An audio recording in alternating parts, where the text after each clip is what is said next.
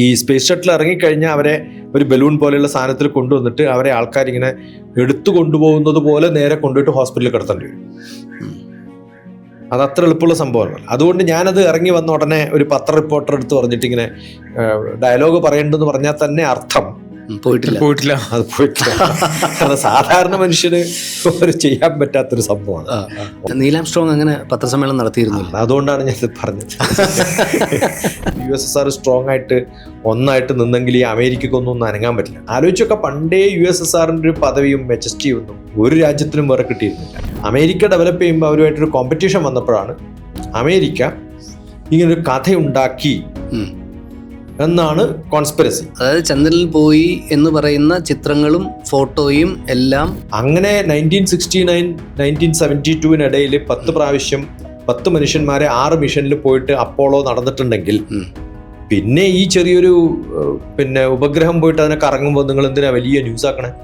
അതെ, വളരെ logical question ആണ്. അവിടെയാണ് ഇങ്ങനൊരു സംഭവം ഉണ്ടെങ്കിൽ അതിന്റെ ഒറിജിനൽ പിക്ചറും റെക്കോർഡഡ് വേർഷനും ഒക്കെ ഉണ്ടാവണ്ടേ. അത് നാസയിൽ നിന്ന് കട്ടുകൊണ്ടുപോയി എന്നാ പറയണേ. ഇത്രയും വലിയ ഭൂമി ലോകത്തിൽ എന്തു പോയാലും നാസയിൽ നിന്നൊരു സാധനം കട്ടുകൊണ്ടുപോകാൻ അല്ലെങ്കിൽ അത് അവൈലബിൾ അല്ല എന്ന് പറയുന്നതിന് എന്താ കാരണം? നമ്മുടെ ധാരണ ഹൈഡ്രജനും ഓക്സിജനും ഉള്ളിടത്തൊക്കെ വെള്ളം ഉണ്ടാവുന്നില്ല. ഓർബിറ്റൽ കലണ്ടർ എന്ന് പറഞ്ഞൊരു വെബ്സൈറ്റ് ഉണ്ട്, ആർക്ക് വേണമെങ്കിൽ നോക്കാം. അത് നോക്കിയാൽ ഇന്ന് ഈ നമ്മൾ സംസാരിച്ചുകൊണ്ടിരിക്കുമ്പോൾ എത്ര റോക്കറ്റുകൾ പോകുന്നുണ്ടെന്ന് നമുക്ക് കാണാൻ പറ്റും. നമുക്ക് നോക്കിയാൽ സ്റ്റാറുകളൊക്കെ അവിടെയൊക്കെ കാണുന്നത് അതുപോലെയാണ്. നമ്മൾ നല്ലപോലെ സൂം ചെയ്തിട്ട് 10⁻⁻13 വരെ പോയി കഴിഞ്ഞാൽ നമ്മൾ കാണുന്ന നമ്മുടെ ശരീരത്തിന്റെ കോശങ്ങളൊക്കെ അതുപോലെയാണ്. This video is powered by Visat group of institutions Ernakulam. TPS നമസ്കാരം. നമസ്കാരം. സൂര്യദേവനാണ് അപ്പോളോ. ഗൂഗിളിൽ ആർട്ടിമിസ് ആരാണെന്ന് സെർച്ച് ചെയ്തപ്പോൾ സൂര്യദേവൻ്റെ ഇരട്ട സഹോദരിയാണ് ആർട്ടിമിസ്. ചന്ദ്രനാണ്. അപ്പോൾ അവിടെയും ഗ്രീക്കിലും ആണ് സൂര്യനും പെണ്ണ് ചന്ദ്രനുമാണ്. അമേരിക്കയുടെ പുതിയ ചന്ദ്രദൗത്യത്തിൻ്റെ പേര് ആർട്ടിമിസ് എന്നാണ്. ഈ ചന്ദ്രദൗത്യത്തിന് പണ്ടത്തെ പോലെ ഇപ്പോൾ പ്രസക്തിയുണ്ടോ? എപ്പോഴും പ്രസക്തിയുണ്ട്. ഏത് പുതിയ ഗവേഷണത്തിനും പ്രസക്തി കണ്ടെത്തുന്നതാണ് മനുഷ്യന്റെ ഗുണം. അല്ല, ഇത് നമ്മൾ ഏകദേശം 52 വർഷം മുമ്പ് ചന്ദ്രനിൽ പോയിട്ട് വന്നതാണ്. അതിൻ്റെ ഒരു അടുത്ത തലമാണോ ഇത്, അതോ അത് തന്നെയാണോ ഇത്? ഇപ്പോൾ പണ്ട് ഉള്ള അതേ ടെലിഫോണാണ് ഇപ്പോഴും നമ്മൾ ഉപയോഗിക്കുന്നത് സംസാരിക്കാൻ. പക്ഷെ അതിൻ്റെ ടെക്നോളജി ഡിഫറൻ്റ് ആണ്. ടെക്നോളജി ഡിഫറൻ്റ് ആണെന്ന് പറഞ്ഞാൽ ഇപ്പോൾ അവിടെ ലാൻഡ് ചെയ്യുന്നത് AI ഉപയോഗിച്ചിട്ടും ഓട്ടോമേഷനും റോബോട്ടിക്സും ഒക്കെ ഉപയോഗിക്കാൻ പറ്റും. അപ്പോൾ ടെക്നോളജിക്കൽ ഡെവലപ്മെൻറ്റ് വളരെ കൂടുതലാണ്. ഒരു വലിയ ദൗത്യമാണല്ലോ ആർട്ടിമിസ് എന്ന് പറയുന്നത്.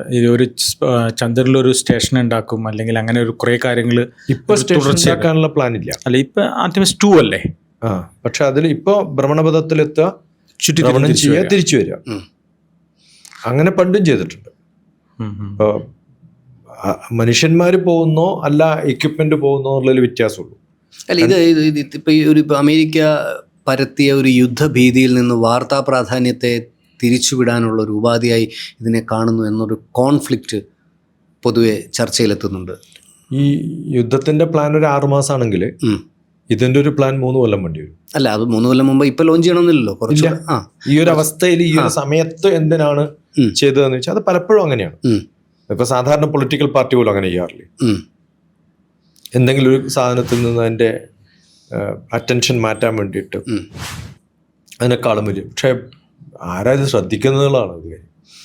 ഇതിന് ഒരു സ്ഥലത്ത് മിസൈലിൽ പോകുന്നു, ഒരു സ്ഥലത്ത് റോക്കറ്റിൽ പോകുന്നു. അല്ല, രണ്ടു ധ്രുവങ്ങളിലേക്കാണല്ലോ. അല്ല, എല്ലാത്തിലും ഉപയോഗിക്കുന്ന ടെക്നോളജി ഒന്നാണ്. എല്ലാത്തിലും റോക്കറ്റാണ് ഉപയോഗിക്കുന്നത്, എല്ലാത്തിലും ആകാശമാണ് ഉപയോഗിക്കുന്നത്. ഞാൻ ഇന്നലെ മനോരമയിൽ ഞാൻ കണ്ടിരുന്നു, ഇതിൻ്റെ ഇന്ധനം ഏകദേശം ഒരു സിഡ്നിയിലെ ഏതോ ഒരു ഒളിമ്പിക് സ്റ്റേഡിയത്തിൻ്റെ അത്രയും വെള്ളത്തിൻ്റെ അത്രയും ഉപയോഗിക്കുന്നു. ഇതിൻ്റെ ഇന്ധനം അത്രയും തന്നെ ഒരു കമ്പാരിസൺ അവർ നടത്തിയിട്ടുണ്ടായിരുന്നു. അത്രയൊക്കെ ഉപയോഗിക്കുന്നുണ്ടോ? എന്താണ് സാധാരണ ഞാൻ പറഞ്ഞല്ലോ, ഒരു 20 മീറ്റർ വ്യാസത്തിൽ ഒരു 60 മീറ്റർ ഹൈറ്റിൽ വരുന്ന റോക്കറ്റാണ് നമ്മൾ PSLV VSLV ഒക്കെ ഉപയോഗിക്കുന്നത്, GSLVയിലൊക്കെ ഉപയോഗിക്കുന്നത്. അപ്പം അതിനകത്തൊക്കെ ഇത് സോളിഡും ലിക്വിഡും ക്രയോജനിക്കും എല്ലാം കൂടി ചേർന്ന് വരുമ്പോൾ ഒരു വലിയ വോളിയാണ്. അത് സാധാരണ എല്ലാ റോക്കറ്റിലും. അപ്പം 140 കിലോമീറ്റർ ഏകദേശം ഹൈറ്റിലാണ് നമ്മുടെ അറ്റ്മോസ്ഫിയർ ഉള്ളത്. ആ അറ്റ്മോസ്ഫിയറിന് പുറത്തെത്തിയാൽ പിന്നെ ഗ്രാവിറ്റി എഫക്റ്റ് ഇല്ല. ഗ്രാവിറ്റി എന്ന് പറഞ്ഞാൽ യൂണിവേഴ്സൽ ഗ്രാവിറ്റി മാത്രമേ ഉള്ളൂ. ഭൂമിയിലേക്കുള്ള ആകർഷണവും അതുപോലെ തന്നെ ബാക്കി ചന്ദ്രനിലേക്കുള്ള ആകർഷണവും ബാക്കി എല്ലാ ഗ്രഹങ്ങളും തമ്മിൽ അന്യോന്യം പിടിച്ചു വലിക്കുന്ന ഒരു അവസ്ഥയിലാണ്. അപ്പോൾ അവിടെ നിന്ന് കുറച്ച് ബൂസ്റ്റർ ഉപയോഗിച്ചിട്ട് പിന്നെ ബാക്കിയുള്ളിടത്തേക്ക് ഒരു ഓർബിറ്റിൽ നിന്ന് മറ്റേ ഓർബിറ്റിലേക്ക് ചാടിക്കുകയാണ് ചെയ്യുക. നേരിട്ട് ചന്ദ്രനിലേക്ക് ഇങ്ങനെ പോവല്ല ചെയ്യുക. ഭൂമിയുടെ ചുറ്റും കുറേ പ്രാവശ്യം കറങ്ങി അവിടെ നിന്നൊരു എസ്കേപ്പ് വെലോസിറ്റി കിട്ടുമ്പോൾ അടുത്തതിലേക്ക് ചാടി അത് കുറച്ചും കൂടി ഒരു ഹൈറ്റിൽ പോകുമ്പോൾ, ഹൈറ്റിലുള്ള ഡിസ്റ്റൻസിൽ ഭൂമിയിൽ നിന്ന് പോകുമ്പോൾ മൂൺ എവിടെയാണോ തൊട്ടടുത്തെത്തുന്നത് ആ സമയത്ത് അതിൻ്റെ പിന്നാലെ പോവുകയാണ് ചെയ്യുക. അപ്പോൾ അതിൻ്റെ ഒരു ഗുരുത്വാകർഷണം കിട്ടുമോ? അതെ, അതിൻ്റെ ഗുരുത്വാകർഷണത്തിൽ പോയിട്ട് അതിന് പ്രദക്ഷിണം വെച്ചിട്ട് തിരിച്ചു വരുന്നതാണ് ഇപ്പോഴത്തെ പ്ലാൻ. 2008 ഇന്ത്യ ചന്ദ്രയാൻ എന്ന് പറയുന്നത് ഇതേപോലൊരു മൂൺ മിഷൻ പോയതാണ്. ജലം കണ്ടെത്തി ആ ഒരു സംഭവം അത് കണ്ടെത്തുക എന്നുള്ളതാണ് അവിടെ. അപ്പോൾ ആദ്യം പഠനം കഴിഞ്ഞിട്ട് പിന്നെ അടുത്ത ശ്രമമാണ് ലാൻഡർ. അത് ഫെയിലിയർ ആയതാണ് ഇന്ത്യയുടെ 2018. അതിനുശേഷം വീണ്ടും പോയതോ? അത് കഴിഞ്ഞ് 2023 അവിടെ പോയി ലാൻഡ് ചെയ്തു. ലാൻഡർ റോവർ വർക്ക് ചെയ്തിട്ടുണ്ടായിരുന്നു അവിടെ. ലാൻഡർ ഫെയിലറായി രണ്ടാമത്തെ മിഷനിൽ. ഈ ആർട്ടിമിസിനെയും ചന്ദ്രയാനെയും എങ്ങനെ കമ്പയർ ചെയ്യാൻ പറ്റും? അല്ല, അതിൽ എക്യുപ്മെന്റ് ആണ് അയച്ചത്, ഇപ്പം മനുഷ്യന്മാരെ അയക്കുന്നത്. ഇതിന്റെ ലക്ഷ്യം ഉണ്ടാവും. ആദ്യം ഇതിനു മുൻപ് നമ്മൾ ചന്ദ്രയാനിലേക്ക് നമ്മുടെ ചന്ദ്രയാൻ എക്യുപ്മെന്റുമായിട്ട് പോയപ്പോൾ അതിനു മുമ്പ് മനുഷ്യന്മാർ പോയിട്ടുണ്ട്. പക്ഷെ അതിനു മുൻപ് മനുഷ്യന്മാർ പോയത് ഫേക്ക് ആയിരുന്നു, കള്ളത്തരമായിരുന്നു, ആദ്യത്തെ മിഷൻ പറ്റിച്ചതായിരുന്നു എന്നൊക്കെ പറഞ്ഞ ഒരു കോൺട്രവേഴ്സി നിലനിൽക്കുന്നില്ലേ? മൂൺ ഹോക്സ് എന്ന് പറഞ്ഞിട്ട് തപ്പി നോക്കിയാൽ ഗൂഗിൾ ചെയ്താൽ മതി, കുറേ കഥകൾ അറിയാം. കാരണം ഇന്നിപ്പം നമ്മൾ യുദ്ധത്തിന്റെ ഒരു കോൺട്രവേഴ്സി പറഞ്ഞതുപോലെ അന്ന് കാലത്ത് USSRും അമേരിക്കയും തമ്മിൽ USA തമ്മിൽ എപ്പോഴും ഒരു മത്സരമാണ്.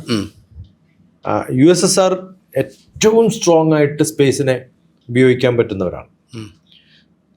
നമ്മുടെയൊക്കെ സാധാരണ ക്യാമറ സ്പേസ് ഷട്ടിലിൻ്റെ ആ ഹൈറ്റിൽ പോയിട്ട് പടം എടുത്തിട്ട് ആ റീല് തിരിച്ചു കൊണ്ടുവന്നിട്ട് നമ്മൾ ഇവിടുന്നത് തിരിച്ചെടുത്തിട്ട് അതിൽ പിന്നെ രണ്ടാമതും റീല് ലോഡ് ചെയ്തിട്ട് സ്പേസിലേക്ക് അയച്ച് പടം എടുക്കാൻ പറ്റുന്ന ടെക്നോളജി USSRനുണ്ട്. അന്ന് ഈ ഫിലിമേ ഉള്ളായിരിക്കും 1960s അത് ഉപയോഗിച്ച ആളാണ്. ഓക്കെ. റഷ്യൻ ഫിലിംസ് നന്നായിട്ട് ലോകത്തിലെ എല്ലാ മുക്കും മൂലയും പടം എടുത്ത് വെച്ചിട്ടുണ്ട് അവർ. അത് USSR ആർക്കും വെക്കാതെ കുറേ കൊല്ലം ഉപയോഗിച്ചിട്ടുണ്ട്. തിരിച്ചു വരുമായിരുന്നു. തിരിച്ചു വന്നിട്ട് ലാൻഡ് ചെയ്തിട്ട് എല്ലാം അങ്ങനെയാണല്ലോ. ഇപ്പൊ മൂന്നിലേക്ക് ആളെ അയച്ചാൽ തന്നെ തിരിച്ചു വരണ്ടേ. ആളെ അയക്കാൻ എളുപ്പമാണ്. തിരിച്ചിങ്ങോട്ട് കൊണ്ടുവന്ന് നമ്മൾ പ്രതീക്ഷിക്കുന്നിടത്ത് ലാൻഡ് ചെയ്യിപ്പിക്കുന്നതിനാണ് ബുദ്ധിമുട്ട്. ഈ പഠനത്തിന് അയക്കുന്ന എല്ലാം തിരിച്ചു വരാറുണ്ടോ? ഇല്ല, അതാ ഞാൻ പറഞ്ഞത്. അങ്ങനെ സാധിക്കുന്ന ഒരു രാജ്യം ആകെ ഉണ്ടായിരുന്നത് USSR ആണ്. അവർ ലോകത്തെ എല്ലാ സ്ഥലത്തും പോയിട്ട് എല്ലാ ലോകത്തെ പടങ്ങളും എടുത്ത് അത് കംപ്ലീറ്റ് നല്ല ഫിലിമിൽ ആ ഫോർമാറ്റിലുള്ള ഫിലിം ഞാൻ ഉപയോഗിച്ചിട്ടുണ്ട്. അത് സ്റ്റീരിയോ 2 ക്യാമറകൾ വർക്ക് ചെയ്തിട്ട് സ്റ്റീരിയോയിൽ പോലും എടുക്കാൻ സാധ്യതയുള്ള KS എന്നൊക്കെയാണ് ഫിലിമിന്റെ ഒക്കെ പേര്. അതൊക്കെ ഉപയോഗിച്ച ആളാണ്. അപ്പൊ USSR തകർന്നപ്പോൾ ഇതൊക്കെ നഷ്ടപ്പെട്ടു. അതിനുശേഷം USSR ഇത് ലോകം ആരും അറിഞ്ഞിട്ടേ ഉണ്ടായിരുന്നില്ല ഇങ്ങനെ ഒരു സംഭവം. USSR തകർന്നിട്ട് ചെറിയ ചെറിയ രാജ്യങ്ങളായപ്പോ അവരൊക്കെ ഇത് വിൽപ്പനക്ക് തുടങ്ങി. കാരണം അവർക്ക് വലിയൊരു റവന്യൂ ആയിരുന്നു. USSR ആണെങ്കിൽ ചിലപ്പോൾ ഇതൊന്നും ഇന്ന് ഈ ലോകം ഇങ്ങനെയൊന്നും ആവില്ല. ചിലപ്പോൾ USSR സ്ട്രോങ് ആയിട്ട് ഒന്നായിട്ട് നിന്നെങ്കിൽ ഈ അമേരിക്കക്കൊന്നും അനങ്ങാൻ പറ്റില്ല. റഷ്യ എന്ന് പറയുന്ന ഒരു ഭാഗം ഉണ്ടെങ്കിലും ആലോചിച്ചൊക്കെ പണ്ടേ USSRന്റെ ഒരു പദവിയും മെജസ്റ്റിയും ഒന്നും ഒരു രാജ്യത്തിനും വേറെ കിട്ടിയിരുന്നില്ല. നമ്മുടെ കോൺട്രാക്റ്റും നമ്മുടെ റിലേഷൻഷിപ്പും ഒക്കെ USSR ആയിരുന്നു. ഇന്ത്യയുടെ ആ USSRന്റെ ടെക്നോളജിക്കൽ ഞാൻ പഠിച്ച സ്റ്റാറ്റിസ്റ്റിക്സിന്റെ ബുക്ക് കൊച്ചിൻ യൂണിവേഴ്സിറ്റി ഞാൻ പഠിക്കുമ്പോൾ പഠിച്ചതുപോലും നെഡൻഗോ എന്ന് പറയുന്ന USSRന്റെ ബുക്കാണ്. അപ്പോൾ സ്റ്റാറ്റിസ്റ്റിക്സും മാത്തമാറ്റിക്സും മെക്കാനിക്കൽ എഞ്ചിനീയറിംഗും സ്പേസ് ടെക്നോളജിയും ഒക്കെ അധിപന്മാരായിരുന്ന ഒരു രാജ്യമാണ് USSR. അമേരിക്ക ഡെവലപ്പ് ചെയ്യുമ്പോൾ അവരുമായിട്ടൊരു കോമ്പറ്റീഷൻ വന്നപ്പോഴാണ് അമേരിക്ക ഇങ്ങനൊരു കഥയുണ്ടാക്കി എന്നാണ് കോൺസ്പിറസി. ആ കോൺസ്പിറസിയാണ് മൂൺ ഹോക്സ്. അതായത് ചന്ദ്രനിൽ പോയി എന്ന് പറയുന്ന ചിത്രങ്ങളും ഫോട്ടോയും എല്ലാം ഫാബ്രിക്കേറ്റഡ് ആണ്. ഒക്കെ ഫാബ്രിക്കേറ്റഡ് ആണ്. അത് ഷൂട്ട് ചെയ്തിട്ടുള്ള അമേരിക്കയിലുള്ള സ്ഥലം ഇന്ന സ്ഥലമാണ്. അത് മിലിറ്ററി പ്രൊട്ടക്റ്റഡ് ആണ്. അവിടെ എയർക്രാഫ്റ്റ് ഫ്ലൈ ചെയ്യാൻ പറ്റില്ല. കാരണം അവിടെയാണ് ഇത് ഷൂട്ട് ചെയ്തത്. അപ്പൊ അതിന്റെ മുകളിൽ പോകുമ്പോൾ ഇതൊക്കെ കാണുമല്ലോ. ഇതേ ലാൻഡ് ഉണ്ടാക്കിയിട്ട് മൂണാണെന്ന് പറഞ്ഞിട്ട് 6 മിഷൻസ് 12 പേര് ഇറങ്ങിയിട്ടുണ്ട്. നമ്മളാകെ മൂൺ മിഷൻ എന്ന് പറയുമ്പോൾ നീൽ ആംസ്ട്രോങ്ങിനെ മാത്രമേ കേൾക്കുള്ളൂ, അല്ലെങ്കിൽ രണ്ടാമത്തെ ഒരാളുണ്ടല്ലോ അതിന്റെ കൂടെ പോയിട്ടുള്ള ഹെഡ്രി, അയാളെ മാത്രമേ അറിയുള്ളൂ. പക്ഷെ അവരല്ല, അത് കഴിഞ്ഞിട്ടും 10 പേര് പോയി. പക്ഷെ ഈ 10ഉം ഫേക്ക് ആണെന്നാണ് ഒരു സെറ്റ് ഓഫ് സയന്റിസ്റ്റുകൾ. 10 പേരും അമേരിക്കയെ പ്രതിനിധീകരിച്ചിരുന്നു അല്ലേ? എല്ലാം അമേരിക്ക മാത്രം. ഈ മിഷന്റെ ഒരു പ്രത്യേകത അടുത്തതാണ്. അതിൽ ചൈന ഇൻവോൾവ്ഡ് ആണ്, ഇന്ത്യ ഇൻവോൾവ്ഡ് ആണ്, കുറെ പ്രൈവറ്റ് കമ്പനികൾ ഇൻവോൾവ്ഡ് ആണ്. ആർട്ടിമിസിൽ ഇപ്പൊ അല്ല, അന്ന് അമേരിക്കയുടെ നാസ മാത്രം ഇൻവോൾവ്ഡ് ആണ്. അപ്പൊ അങ്ങനെ ചെയ്യുന്ന സമയത്ത് അടുത്ത ചോദ്യതാണ്. ഇപ്പം ഈ ചോദ്യതായിരുന്നല്ലോ.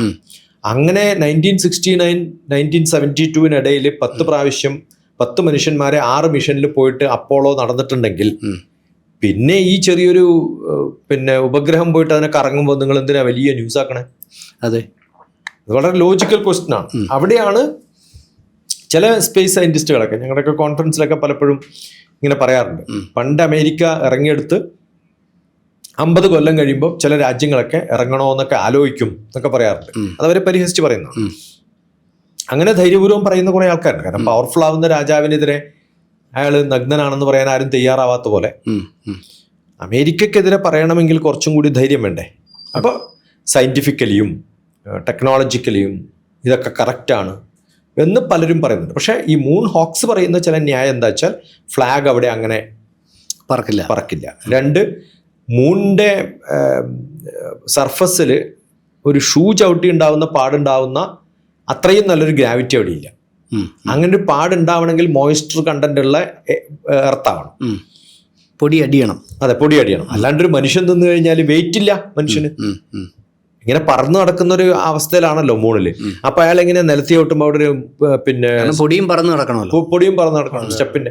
പിന്നെ ഷാഡോ ഡിഫറെന്റ് ആയിട്ടുള്ള ഈ ആർട്ടിഫിഷ്യൽ ലൈറ്റ് കൊടുക്കുമ്പോൾ ഉണ്ടാവുന്ന തരത്തിലാണ് അതിന്റെ ഷാഡോ എഫക്റ്റ്. ഇനി അതിനേക്കാളും തമാശ എന്താ വെച്ചാൽ, ഇങ്ങനൊരു സംഭവം ഉണ്ടെങ്കിൽ അതിന്റെ ഒറിജിനൽ പിക്ചറും റെക്കോർഡഡ് വേർഷനും ഒക്കെ ഉണ്ടാവണ്ടേ? അത് നാസയിൽ നിന്ന് കട്ടുകൊണ്ടുപോയി എന്നാ പറയണേ.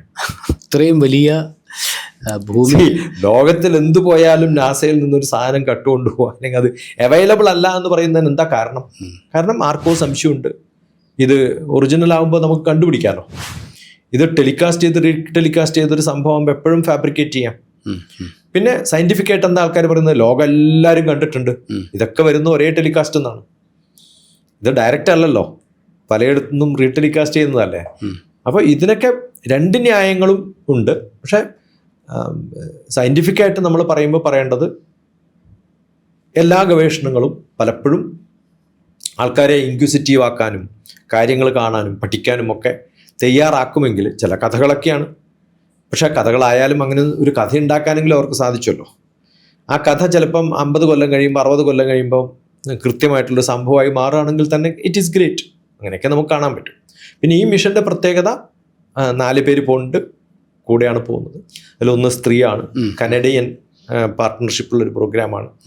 ഈ സമയം ഇങ്ങനെയൊക്കെ ആയതുകൊണ്ട് അമേരിക്ക ഇനിയും ആൾക്കാരെ ശ്രദ്ധ കേന്ദ്രീകരിക്കാൻ. അതായത് ആദ്യത്തെ ഫേക്ക് വീഡിയോ അല്ലെങ്കിൽ ആദ്യത്തെ ഫേക്ക് ലാൻഡിംഗ് എന്ന് പറയുന്നത് അമേരിക്കയും USSRും തമ്മിൽ കോൾഡ് വാർ നടക്കുന്ന കാലത്തായിരുന്നു. ആ കാലത്താണ് 1969 1970 ആ കാലഘട്ടത്തിലാണ് ഇവരുടെ എല്ലാ മിഷൻസും. അന്ന് ഒരുപക്ഷെ അറ്റൻഷൻ ഡൈവേർട്ട് ചെയ്യാനോ അല്ലെങ്കിൽ ഡോമിനേഷൻ കാണിക്കണമല്ലോ ലോകത്തെ. അമേരിക്കയേക്കാൾ USSRനേക്കാൾ വലുതാണ് അമേരിക്ക എന്ന് കാണിക്കണം. അതേപോലൊരു ശ്രമം ഇത്തവണയും ഉണ്ടാവാതിരിക്കാനുള്ള സാധ്യത ഇല്ലാതില്ല എന്ന് പറയാല്ലേ. അതെ, പക്ഷെ ഇന്നിപ്പോ എന്താ വെച്ചാല്, അന്ന് എല്ലാ രാജ്യങ്ങളും ഇതിനെ ഒബ്സർവ് ചെയ്തിട്ട് ഇത് ഫേക്ക് ആണോ അല്ലയോ ഒന്നും കണ്ടുപിടിക്കാൻ പറ്റില്ല. പക്ഷെ ഇന്ന് അത്ര എളുപ്പമല്ല. ഇന്ന് ലോകം സാധാരണ അതിനെതിരെയും ചോദിക്കാറില്ല. USSR അത്രയും കേപ്പബിൾ ആണെങ്കിൽ അവർക്ക് ഇതിനെ വാച്ച് ചെയ്യാമായിരുന്നല്ലോ. പക്ഷെ അത് അങ്ങനെ ഡിക്ലെയർ ചെയ്തിട്ട് ചിലപ്പോൾ ചെയ്തതാണോ എന്ന് നമുക്കറിയില്ല. എല്ലാവരും വാച്ച് ചെയ്തത് പിന്നെയാണോ? ഇപ്പൊ ഈ ദൗത്യത്തില് ഇപ്പൊ ഈ 2-3 തവണ കറങ്ങിയിട്ട് 10 ദിവസം കഴിഞ്ഞ് തിരിച്ചു പോരുകയാണല്ലോ ചെയ്യുന്നത്. അപ്പൊ ഞാൻ ചിന്തിച്ചെന്താ വെച്ചാൽ, എന്താണ് ഇത്ര അടുത്തെത്തിയിട്ട് ഒന്നും ഇറങ്ങാത്തതെന്ന് എൻ്റെ മനസ്സിലൊരു ചോദ്യം ഉണ്ടായത്. എന്തായിരിക്കും അത്? അതാ ഞാൻ പറഞ്ഞത്, ഈ കറങ്ങുന്ന സമയത്ത് നമുക്ക് ഓരോ സ്ഥലത്തും, ഇപ്പം ചന്ദ്രൻ എന്ന് പറയുന്നത് വളരെ സോഫ്റ്റ് ആയിട്ടുള്ള, വളരെ പ്രതലമായിട്ട് നമ്മൾ കാണുന്ന പോലെ അത്ര സുന്ദരനൊന്നും അല്ല. ചന്ദ്രമുഖി എന്ന് പറയുന്ന സമയത്ത് പണ്ട് നല്ല മുഖം എന്നൊക്കെയാണ്. ഇപ്പൊ ചന്ദ്രമുഖി എന്ന് പറയുമ്പോൾ ചന്ദ്രന്റെ മുഖം കണ്ട ആളാണെങ്കിൽ കുറെ കുണ്ടും കുഴിയും പിമ്പിളും ഒക്കെ ഉള്ള ഒരു മുഖം എന്ന് പറയേണ്ടി വരും. കാരണം ചന്ദ്രൻ അത്ര സോഫ്റ്റ് ആയിട്ടുള്ളൊരു സ്ഥലമല്ല. അതിന്റെ മൂൺ സർഫസ് ടോപ്പോഗ്രാഫി എന്നാ പറയാം. ആ ടോപ്പോഗ്രാഫി ചെയ്തിട്ടുള്ളവരാണ്, എൻ്റെ വൈഫാണ് അതിൻ്റെയൊക്കെ ഉണ്ടായിരുന്നു ചെയ്തിരുന്ന സമയത്ത്. നമുക്ക് ഇവിടെ നോക്കുമ്പോൾ മനോഹരമായിട്ട് കാണാൻ പറ്റുമായിരുന്നോ? അങ്ങനെ അല്ല, ശരിക്കും പറഞ്ഞാൽ അതിനകത്ത് കുറേ കുഴിയും കുറേ അഗാധ ഗർത്തങ്ങളും വലിയ മലകളും ഒക്കെയുള്ളൊരു പ്രതലാണ്. അപ്പോൾ നമ്മളൊരു ഒരു ഒരു ലാൻഡർ വെച്ച് ഇറങ്ങുമ്പോൾ ഒരു മലയുടെ മുകളിലാണെങ്കിൽ ലാൻഡർ തലകുത്തി താഴെ വീഴും. അപ്പോൾ ലാൻഡിങ്ങിന് അതിനെക്കുറിച്ച് കുറേ അറിയണം.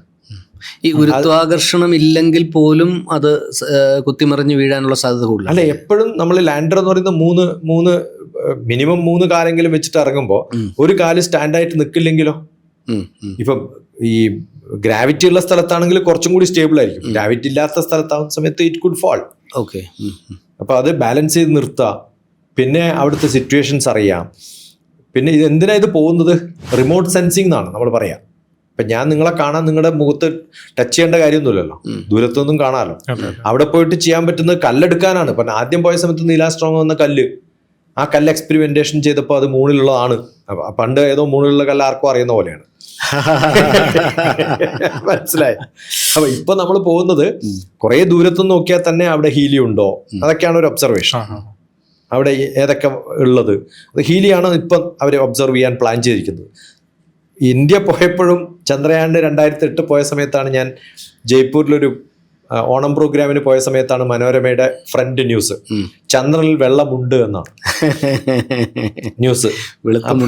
നമ്മളിങ്ങനെ തമാശയൊക്കെ പറഞ്ഞിരിക്കാനല്ലേ പോകുന്നത് ഓണപരിപാടിക്കൊക്കെ. അപ്പോൾ അന്ന് അവർ ചോദിച്ചെന്നോട് ചോദ്യം ചോദിച്ചു പറഞ്ഞു, അവിടെ വെള്ളമുണ്ടെന്ന് കേട്ടല്ലോ. ഞാൻ മാധവൻ നായർ അഴിച്ചു വെച്ചതാവും ചിലപ്പോൾ പറഞ്ഞു. കാരണം വെള്ളമല്ല അവിടെയുള്ളത്, ഹൈഡ്രജനും ഓക്സിജനും കണ്ടന്റ് ഉണ്ടെങ്കിൽ നമ്മുടെ ധാരണ ഹൈഡ്രജനും ഓക്സിജനും ഉള്ളിടത്തൊക്കെ വെള്ളം ഉണ്ടാവുന്നില്ല. പ്രതലത്തിലൊക്കെ ഹൈഡ്രജനും ഓക്സിജൻ ഉണ്ട്, വെള്ളമില്ലല്ലോ. അപ്പോൾ അത് ഒരു സ്പെസിഫിക് ടെമ്പറേച്ചറിൽ ജോയിൻ ചെയ്യുമ്പോഴാണ്, അല്ലെങ്കിൽ സ്പെസിഫിക് കണ്ടീഷനിലാണ് ഇത് വെള്ളമായിട്ട് പ്രസക്തമാവുക.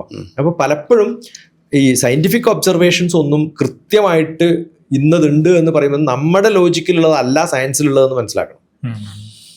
ഓക്കെ. അപ്പോൾ ഹീലിയം എന്ന് പറഞ്ഞാൽ ഹീലിയം എന്ന നാളെ മുതലായിരുന്നു പെറുക്കി കൊണ്ടുവരാൻ പറ്റുമെന്ന് വെച്ചാൽ പറ്റുന്നില്ല. പലപ്പോഴും കണ്ടന്റ് ഉണ്ടാവും, കോമ്പൗണ്ട് ഉണ്ടാവും. അപ്പൊ ഇതിനൊക്കെ ഒന്ന് കാണാൻ വേണ്ടിയിട്ട് അവിടെ ഇറങ്ങേണ്ട കാര്യമില്ല.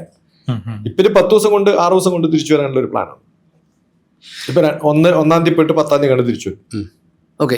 നമ്മൾ ഈ വിഷയങ്ങളൊക്കെ സംസാരിക്കുമ്പോൾ നമുക്കിതിനകത്ത് സ്പേസ് ടൂറിസ്റ്റ്, നമ്മൾ ചന്ദ്രനിലേക്ക് ടൂറിസം എന്നൊക്കെ പറയുന്ന ഒരു സങ്കല്പത്തിൽ നിന്ന് എത്ര അകലെയാണ്? പിന്നെ ഈ ടൂറിസം എന്ന് പറഞ്ഞാൽ ഇപ്പൊ പറഞ്ഞ പോലെ ഇത് പോയി വരുന്നതിന് ഒരു പ്രൈവറ്റ് കമ്പനി അലൻ മസ്കിന്റെ ആണ് ചെയ്തത്. അയാൾക്ക് അതിന് കാശ് കൊടുത്തിട്ട് ബുക്ക് ചെയ്തിട്ടുള്ള കുറെ ആൾക്കാരുണ്ട്. ട്രെയിനിങ് ഒക്കെ എടുത്ത് സന്തോഷത്തോടെ പോലെ കുറേ പേര് അതിന് കാശ് കൊടുത്ത് റെഡിയായി, അഡ്വാൻസ് കൊടുത്ത്. പക്ഷെ ഇതിൻ്റെയൊക്കെ എന്താ വെച്ചാൽ ഇൻഷുറൻസും കൂടി എടുക്കണം. കാരണം ഏറ്റവും വലിയത് റിസ്ക് ആണ്. നമ്മുടെ തിരിച്ചു വരുമ്പോഴാണ് ഏറ്റവും കൂടുതൽ പാടല്ലേ. തിരിച്ചു വരുമ്പോഴല്ല, ഈ നമ്മുടെ സാധാരണ ഈ ഒരു അറ്റ്മോസ്ഫിയറിൽ നമ്മൾ ജീവിക്കുമ്പോൾ ഉണ്ടാവുന്ന, നമ്മൾ ശ്വസിക്കുന്നത് മൂക്കിലൂടെ മാത്രമൊന്നും അല്ല. നമ്മൾ 2 ട്യൂബ് ഇട്ടിട്ട് നമ്മൾ ശ്വാസം കൊടുത്താൽ നമുക്ക് ശ്വസിക്കാൻ പറ്റും. പക്ഷെ നമ്മുടെ ശരീരത്തിലെ ഓരോ പോർസും, നമ്മൾ വേർക്കുമ്പോൾ പുറത്തേക്ക് വെള്ളം വരുന്നത് ഇവിടുന്ന ശരീരത്തിന്റെ ഓരോ ഭാഗത്തും വേർക്കുണ്ട്. അപ്പൊ അവിടെ ഹോൾസ് ഉണ്ട്. അങ്ങനെ ഒരു 1 inch by 1 inch 3000 പോർസ് ഉണ്ടാവും. 1 inch by 1 inch 3000 പോർസ് ഉണ്ട്. ഈ പോർസിലൂടെയൊക്കെ എയർ ഉള്ളിലേക്ക് പോകുന്നുണ്ട്. മനസ്സിലാവുന്നുണ്ട്? അപ്പൊ നമ്മുടെ ധാരണ, ഇപ്പൊ പലർക്കും സ്കിൻ അലർജി വരുമ്പോൾ നമ്മൾ പറയും, നിങ്ങൾ പണ്ട് തടിച്ചിരുന്നവരിപ്പം മെലിയുമ്പോൾ കോൺട്രാക്ഷൻ നടക്കുന്നതുകൊണ്ടാണ് പോർസ് പോയിട്ടുണ്ടാവും. അതുകൊണ്ടാണ് ആയുർവേദത്തിലൊക്കെ നമ്മൾ ചൂടാക്കിയിട്ടാണ് എണ്ണ കൊടുക്കുക ഉള്ളിലേക്ക് കയറണമെങ്കിൽ. എണ്ണ പുരട്ടുമ്പോൾ എങ്ങനെയാ, പുറത്തല്ലല്ലോ, ഉള്ളിൽ കയറുന്നുണ്ട്. അപ്പൊ അത് കയറ്റണമെങ്കിൽ എന്ത് ചെയ്യണം, ആ പോർസ് വലുതാവണം. അപ്പൊ നമ്മൾ സ്പേസിലേക്ക് പോകുമ്പോൾ നിങ്ങൾ കുറേ ജാക്കറ്റ് ഇട്ടിട്ട് കാണാം. അത് തണുപ്പിന്ന് രക്ഷപ്പെടാനും ചൂടാക്കാനിരിക്കാനും മാത്രമൊന്നും അല്ല, നമ്മുടെ എല്ലാ സുഷിരങ്ങളിലൂടെയും ഒന്നും കയറാതിരിക്കാനാണ്. കാരണം ഇവിടെയുള്ള അറ്റ്മോസ്ഫിയർ അല്ല അവിടെയുള്ളത്. നമ്മളിൽ കുറച്ച് സൾഫർ അധികം കൂടിയാൽ നമ്മൾ സംസാരിക്കുന്ന ഈ തരത്തിലൊന്നും നമുക്ക് സംസാരിക്കാൻ പറ്റില്ല. നല്ലോണം കള്ളു കുടിച്ചു കഴിഞ്ഞാൽ ഒരാൾ സംസാരിക്കുന്ന ബോധമില്ലാട്ടല്ലേ. അയാളുടെ ശരീരത്തിന്റെ കെമിസ്ട്രി മാറാണ്, ബയോകെമിസ്ട്രിയാണ് മാറുന്നത്.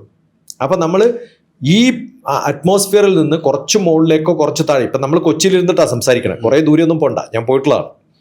നേവൽ അക്കാഡമിയുടെ തൊട്ടപ്പുറത്ത് പോയി കഴിഞ്ഞാൽ ഇഷ്ടംപോലെ പിന്നെ സബ്മറൈൻസ് ഉണ്ട്. അതിൽ എക്സ്പെരിമെന്റേഷന് താഴത്ത് പോകുന്നവരെ ഞാൻ നേരിട്ട് കാണുകയും അവരുടെ കൂടെ സംസാരിക്കുകയും അവരുമായിട്ട് ഇടപെടുകയും ചെയ്തിട്ടുള്ള ആളാണ്. ആ സബ്മറൈനിൽ അവർ പോകുന്നത് നമ്മുടെ ഈ ഇരിക്കുന്ന ഒരു റൂമിന്റെ അത്രയും വലുപ്പമുള്ള ഒരു ക്യാപ്സ്യൂൾ അങ്ങനെ തന്നെ വെള്ളത്തിനടിയിലേക്ക് പോയിട്ടാണ് എക്സ്പെരിമെന്റ് നടത്തുന്നത്. അവർ കയറി കഴിഞ്ഞാൽ പ്രഷർ ചേഞ്ച് ചെയ്ത്, പ്രഷറും എയറും എല്ലാം ചേഞ്ച് ചെയ്താലും തിരിച്ച് അയാള് സർഫസിലേക്ക് ഒരു 10 ദിവസം കഴിഞ്ഞ് കൊണ്ടുവന്നാല് ഒരാഴ്ചയെങ്കിലും മിനിമം ഹോസ്പിറ്റലിൽ കിടത്തണം. കാരണം ശരീരത്തിന്റെ എത്ര ആർട്ടിഫിഷ്യലായിട്ട് കൊടുത്താലും ഈ ശരീരത്തിന് ഇതൊന്നും താങ്ങാൻ പറ്റില്ല. അപ്പൊ എന്തായാലും അസുഖം വരും. അപ്പൊ ഒരാൾക്കും ഒരു സ്പേസ് ക്രാഫ്റ്റിൽ സ്പേസ് ഷട്ടിൽ പോയിട്ടുള്ളവർക്കും അവിടെ നിന്ന് പുറത്തു വന്നാൽ നമ്മൾ കാണാം പലപ്പോഴും ഈ സ്പേസ് ഷട്ടിൽ ഇറങ്ങിക്കഴിഞ്ഞാൽ അവരെ ഒരു ബലൂൺ പോലെയുള്ള സാധനത്തിൽ കൊണ്ടുവന്നിട്ട് അവരെ ആൾക്കാരിങ്ങനെ എടുത്തു കൊണ്ടുപോകുന്നത് പോലെ നേരെ കൊണ്ടുപോയിട്ട് ഹോസ്പിറ്റലിൽ കിടത്തേണ്ടി വരും. അത് അത്ര എളുപ്പമുള്ള സംഭവമല്ല. അതുകൊണ്ട് ഞാനത് ഇറങ്ങി വന്ന ഉടനെ ഒരു പത്ര റിപ്പോർട്ടർ എടുത്ത് പറഞ്ഞിട്ട് ഇങ്ങനെ ഡയലോഗ് പറയേണ്ടതെന്ന് പറഞ്ഞാൽ തന്നെ അർത്ഥം പോയിട്ടില്ല. അത് പോയിട്ടില്ല. കാരണം സാധാരണ മനുഷ്യന് ഒരു ചെയ്യാൻ പറ്റാത്തൊരു സംഭവമാണ്. 1-2 വാക്കുകളൊക്കെ ഇങ്ങനെ ഒന്ന് പറയാന്നല്ലാതെ സ്പേസിൽ വെച്ച് ചിലപ്പോൾ പറയാൻ പറ്റും. നീൽ ആംസ്ട്രോങ് അങ്ങനെ പത്രസമ്മേളനം നടത്തിയിരുന്നില്ല. അതുകൊണ്ടാണ് ഞാനിത് പറഞ്ഞത്. അപ്പൊ ഈ പത്രസമ്മേളനമൊന്നും അങ്ങനെ പറ്റുന്ന സംഭവമൊന്നുമല്ല. കാരണം നടക്കാൻ പറ്റില്ല, അന്നും പറ്റില്ല, ഇന്നും പറ്റില്ല. അത് നമ്മൾ സബ്മറൈൻസിൽ താഴത്ത് പോയിട്ട്, സബ്മറൈൻസ് അല്ല ഞാൻ പറയുന്നത്, ഈ ഡൈവിങ്ങിന് ഉപയോഗിച്ചിട്ട് ഇപ്പം കടലിന്റെ അടിയിലേക്ക് കുറച്ച് പ്രഷർ കൂടുതൽ മാറുമ്പോൾ പോയി കഴിഞ്ഞാൽ നമ്മുടെ പ്രഷർ മാറും. എല്ലാം മെഷർ ചെയ്യുന്നുണ്ട്. ഒക്കെ ആർട്ടിഫിഷ്യലായിട്ട് കൊടുക്കാം. പക്ഷെ എത്ര ആർട്ടിഫിഷ്യലായിട്ട് കൊടുത്താലും ICUയിൽ നിൽക്കുന്ന ഒരാൾ പിന്നെ എങ്ങനെയായിരിക്കും? അതുപോലെയാണ്. അപ്പൊ അത്രയൊക്കെ നമുക്ക് പറയാൻ പറ്റുള്ളൂ. അത് കുറച്ച് ബുദ്ധിമുട്ടുള്ള സംഭവമാണ്. ഈ ടൂറിസം പോലെ തന്നെ ഇനി ഭാവിയിൽ എന്തെങ്കിലും ഒരു റെയർ എർത്ത് എലമെന്റ്സ് പോലത്തെ ഒരു സാധനം അവിടുന്ന് കണ്ടെത്തി അത് അവിടുന്ന് ഒരു ഖനനം ചെയ്ത് കൊണ്ടുവരാനുള്ള ഒരു സാധ്യതയൊക്കെ ഉണ്ടോ? നമ്മളവിടെ സെറ്റിൽമെന്റും വീട് റിയൽ എസ്റ്റേറ്റ് ബിസിനസ് പോലും തുടങ്ങിക്കൂടെ? ഇതൊക്കെ ഒരു ഇമാജിനേഷനിൽ നല്ലതാണ്. പക്ഷെ അതിനുള്ള ഒരു പോസിബിലിറ്റി ഉണ്ടോ എന്ന് ചോദിച്ചു കഴിഞ്ഞാൽ മൗണ്ട് ക്ലൈംബിങ്ങിന് പോകുന്ന ഒരാൾ റിസ്ക് ഉണ്ടെന്ന് അറിഞ്ഞുകൊണ്ടല്ലേ പോകുന്നത്, അല്ലേ? അപ്പൊ ഓരോ സംഭവങ്ങൾക്കും പോകുമ്പോൾ അതിന്റെ റിസ്ക്കും അതിന്റെ കാര്യങ്ങളൊക്കെ മനസ്സിലാക്കിയിട്ട് പോകുന്നവരുണ്ട്. പക്ഷെ എനിക്കൊന്നും നല്ല ബന്ധുക്കളൊന്നും അവരെ സമ്മതിക്കുന്നു. അതെ അതെ. പിന്നെ ഇതൊക്കെ ഒരു ചാലഞ്ചാണ്. നമ്മളൊരു ജീവിതമേ ഉള്ളൂ. ഇതിന്റെയൊക്കെ പ്രശ്നങ്ങൾ ഉണ്ടെന്ന് അറിഞ്ഞാലും എന്തുകൊണ്ടാണ് പോകുന്നത് വെച്ചാൽ, കഴിഞ്ഞ പ്രാവശ്യം ഞാൻ കൊച്ചിയിൽ വന്നപ്പോഴാണ് എയർപോർട്ടിൽ ശർമ്മയെ കണ്ടത്, രാകേഷ് ശർമ്മ. അദ്ദേഹം ആദ്യമായിട്ട് സ്പേസിൽ പോയിട്ടുള്ള ആളല്ലേ. ഇപ്പൊ ഒരു 76 വയസ്സായി. ഞാൻ ഹോട്ടലിൽ ഞങ്ങൾ ഉണ്ടായിരുന്നു. അപ്പം ഞങ്ങൾ സംസാരിച്ച സമയത്ത് പണ്ട് NRSയിൽ വന്ന കഥ പറഞ്ഞു. ഇപ്പൊ കൂനൂരാണ് താമസിക്കുന്നത്. അപ്പൊ ഏതോ ഒരു പ്രോഗ്രാമിന് വന്നതാണ്. അപ്പോൾ ഞങ്ങളുടെ തൊട്ടടുത്ത് ഇരുന്ന് ഞങ്ങൾ ഭക്ഷണം കഴിച്ചു. ഞാൻ ടേബിൾ നമ്പർ 20, അദ്ദേഹം 21 ആയിരുന്നു. ഞങ്ങൾ സംസാരിച്ചു. അത് കഴിഞ്ഞിട്ട് പിന്നെ ഒരു പടക്കം എടുത്തു ഞങ്ങൾ.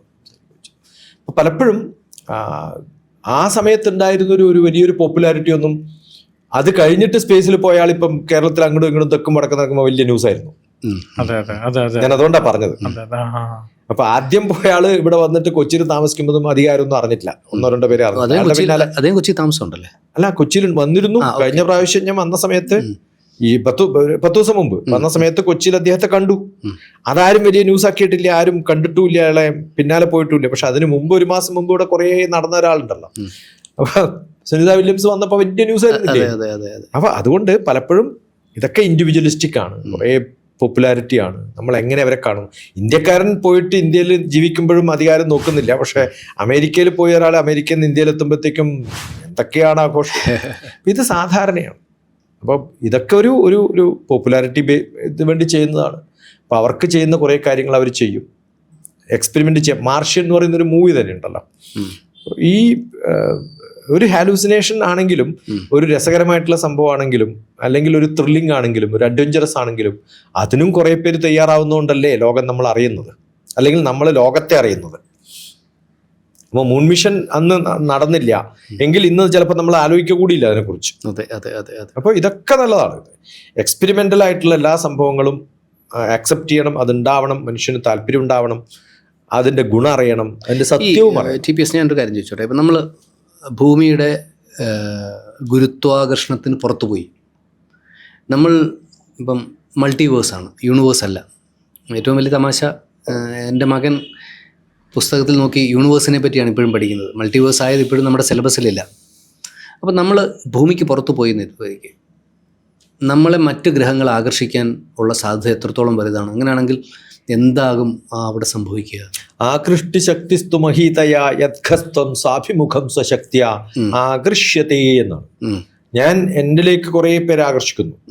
ഞാനൊരു ഭൂമി, അടുത്ത ആള് കുറെ പേര് അങ്ങോട്ട് ആകർഷിക്കുന്നു.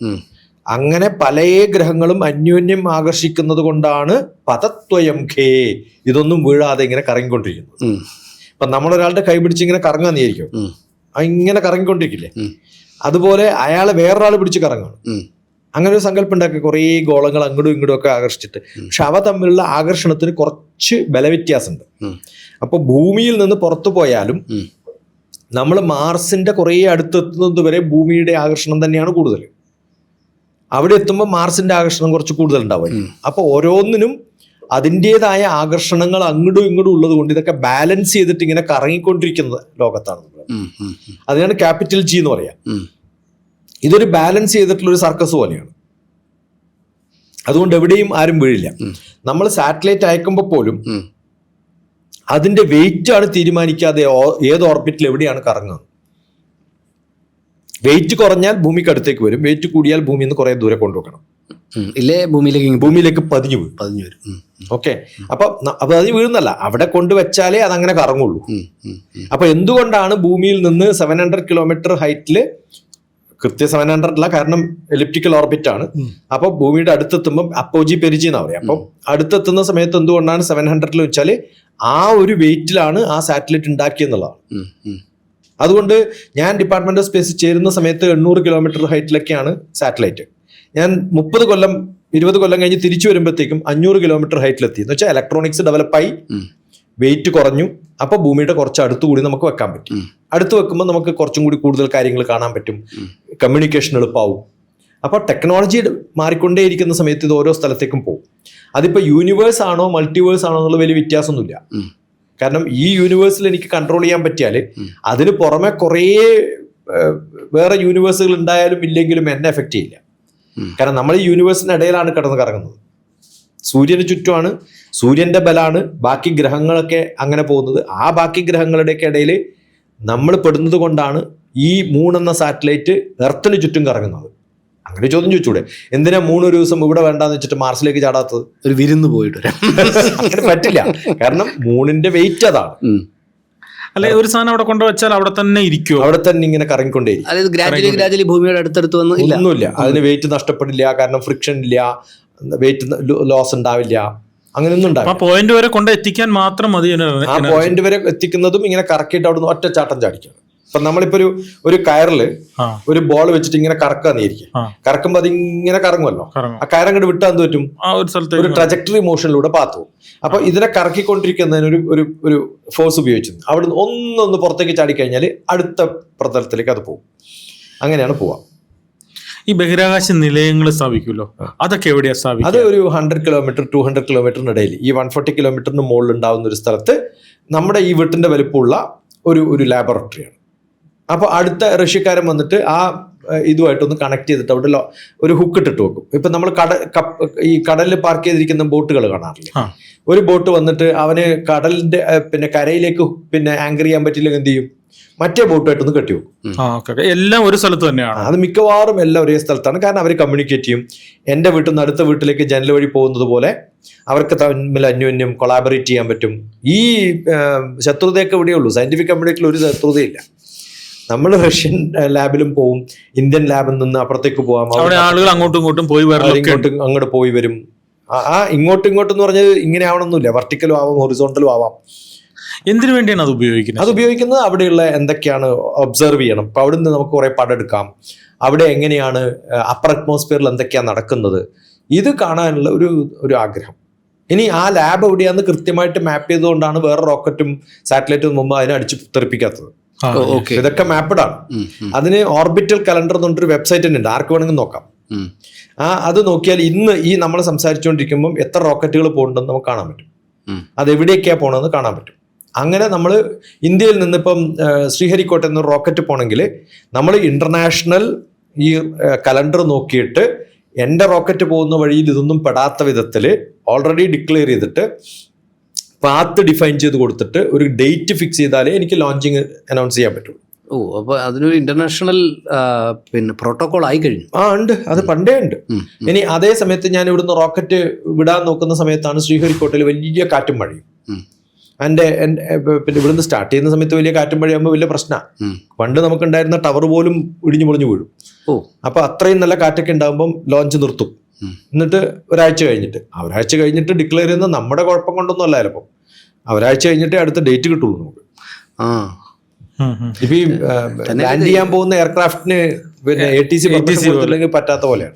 ഈ പിന്നെ അത്രയധികം ഉണ്ടോ, അത്രയധികം വിക്ഷേപണങ്ങളുണ്ടോ? കാണാത്തത് നമ്മളിപ്പോ ഒരു റോക്കറ്റ് ലോഞ്ച് ചെയ്യുന്ന സമയത്ത് വലിയ കാര്യമായിട്ട് പറയണ്ടല്ലോ, ഇങ്ങനെ കുറേ പോകുന്നുണ്ട്. അത് മാത്രമല്ല, ആ പോകുന്ന വഴിയിൽ എവിടെയെങ്കിലും എയർക്രാഫ്റ്റ് പെട്ടാലോ? ഞാൻ റോക്കറ്റിൽ ലോഞ്ച് ഒരു എയർക്രാഫ്റ്റ് പോകൂ, അടിച്ചു പോയില്ലേ? ഇതുമായിട്ട് കണക്ഷൻ വേണം. എല്ലാ DGCA ആയിട്ട് കണക്ഷൻ വേണം. ഇന്റർനാഷണൽ DGCA ഇന്ത്യയുടെ മാത്രമല്ല, എല്ലാ ഏവിയേഷൻ സെന്ററുകളുമായിട്ട് കണക്ഷൻ വേണം. ഒരു റോക്കറ്റും മറ്റേ റോക്കറ്റും കൂടി ക്ലാഷ് ചെയ്യരുത്. ഞാൻ പോകുന്ന സമയത്ത് പണ്ട് പോയിരുന്നൊരു സാറ്റലൈറ്റിനെ ക്ലാഷ് ആക്കരുത്. വർക്ക് ചെയ്യുന്നതാണെങ്കിൽ. വർക്ക് ചെയ്യാത്ത കുറേ അവിടെ ഇവിടെയൊക്കെ ഡബ്രീസ് ആയിട്ട് ചിലപ്പോൾ ഉണ്ടാവും. കമ്മ്യൂണിക്കേഷൻ ഇല്ലെങ്കിൽ അറിയില്ലല്ലോ നമുക്ക് എവിടെയാണ്. ഈ ചെറിയ ചെറിയ ഉപഗ്രഹങ്ങളില്ലേ, ഈ എലൻ മസ്കിന്റെ ഇന്റർനെറ്റുമായിട്ട് ബന്ധപ്പെട്ട അതിന്റെയൊക്കെ പൊസിഷൻ അതൊക്കെ വളരെ താഴെയാണ്. അത് വലിയ പ്രശ്നമുള്ളത്. കാരണം ഈ കമ്മ്യൂണിക്കേഷനൊക്കെ ഉപയോഗിക്കുന്നത് സെപ്പറേറ്റ് കമ്മ്യൂണിക്കേഷനാണ്. ഇപ്പോൾ GPS ഉപയോഗിക്കുന്നത് 20,000, ഇൻസാറ്റ് 36,000 കിലോമീറ്റർ. 36 എക്സാക്ട് 36 അല്ലാട്ടോ, ഏകദേശം നമ്പർ പറയുന്നത്. ഇപ്പോൾ റിമോട്ട് സെൻസിങ് ഒക്കെ ഏകദേശം ഒരു 500 കിലോമീറ്ററിലൊക്കെയാണ് ഇപ്പോൾ, 800 മുതൽ 500 വരെ. പിന്നെ സ്പേസ് ഷട്ടിൽ അതിന് താഴെ അങ്ങനെയൊക്കെയാണ് ചെയ്യുന്നത്. ഒരു 200 കിലോമീറ്ററിലൊക്കെ ആണെങ്കിലും സ്പേസ് ഷട്ടിൽ വളരെ അച്ചീവബിൾ ആയിട്ടുള്ളൊരു ഹൈറ്റാണ്, റീസണബിളി വെൽ. കാരണം 140 കിലോമീറ്റർ ആകുമ്പോഴേ എർത്തിലേക്ക് ഗ്രാവിറ്റി പുൾ ചെയ്ത് കൊണ്ടുവരുള്ളൂ, അറ്റ്മോസ്ഫിയറിന് പുറത്താവണം, അത്രേ ഉള്ളൂ. ഇതിപ്പോൾ നമുക്ക് ഈ ടോക്ക് കൺക്ലൂഡ് ചെയ്യുന്നതിന് മുമ്പ് ഒരുപക്ഷെ ഈ ശാസ്ത്രീയതയ്ക്കപ്പുറത്തേക്ക് ഇതിനെല്ലാം, അതായത് മനുഷ്യൻ്റെ ശരീരം മുതൽ നമ്മുടെ കോശം മുതൽ മൾട്ടിവേഴ്സിന് വരെ ഒരേ സ്വഭാവമാണ്, ഒരേ പാറ്റേൺ ആണ് എന്ന് പറയുന്നത് കേട്ടിട്ടുണ്ട്. യഥാ പിണ്ഡേ തഥാ ബ്രഹ്മാണ്ഡേ എന്ന്. നമ്മുടെ ആറ്റത്തിനുള്ളിൽ കിടക്കുന്ന ന്യൂക്ലിയസിനെ ഇലക്ട്രോൺസ് എങ്ങനെയാണോ കറങ്ങുന്നത്, ന്യൂക്ലിയസിന് പുറത്ത് ഇലക്ട്രോൺസ് ഇങ്ങനെ കറങ്ങുമല്ലോ. അപ്പോൾ കറങ്ങണമെങ്കിൽ കുറേ സ്പേസ് വേണ്ടേ. അപ്പോൾ ന്യൂക്ലിയസ് എന്ന് പറയുന്നത് നമ്മുടെ ഭൂമിയാണെന്ന് വിചാരിക്കാം. അതിന് പുറമെ കറങ്ങുന്ന എല്ലാ സാറ്റലൈറ്റുകൾക്കും കുറേ സ്പേസ് ഉണ്ടാവില്ലേ. അതാണ് നമ്മളിങ്ങനെ കാണുന്ന വ്യാപ്തി എന്ന് പറയുന്നത്. അതേപോലെയാണ് ഒരു ആറ്റത്തിന്റെ സ്ട്രക്ചർ പോലെയാണ് യൂണിവേഴ്സിന്റെ സ്ട്രക്ചർ. അതുകൊണ്ടാണ് യഥാ പിണ്ഡേ, എങ്ങനെയാണോ ഒരു ആറ്റം, തഥാ ഉപനിഷത്ത് മന്ത്രമാണത്. അതെ. അപ്പോൾ നിങ്ങൾക്ക് പിന്നെ സാറ്റലൈറ്റ് എവിടെയാണ് എങ്ങനെയാണെന്നൊക്കെ കാണണം. നമുക്ക് നോക്കിയാൽ സ്റ്റാറുകളൊക്കെ അവിടെയൊക്കെ കാണുന്നത് അതുപോലെയാണ്. നമ്മൾ നല്ലപോലെ സൂം ചെയ്തിട്ട് 10⁻⁻13 വരെ പോയി കഴിഞ്ഞാൽ നമ്മൾ കാണുന്ന നമ്മുടെ ശരീരത്തിന്റെ കോശങ്ങളൊക്കെ അതുപോലെയാണ്. ഫുൾ സ്പേസ് ആണ്. ഇപ്പോൾ ഹു ആർ യു എന്ന് ചോദിച്ചാൽ മാറ്ററിനെക്കാളും കൂടുതൽ, കണ്ടന്റിനെക്കാളും കൂടുതൽ സ്പേസ് ആണ് നമ്മളിലൊക്കെ ഉള്ളത്. മായയാണ്, എല്ലാം മായയാണ്.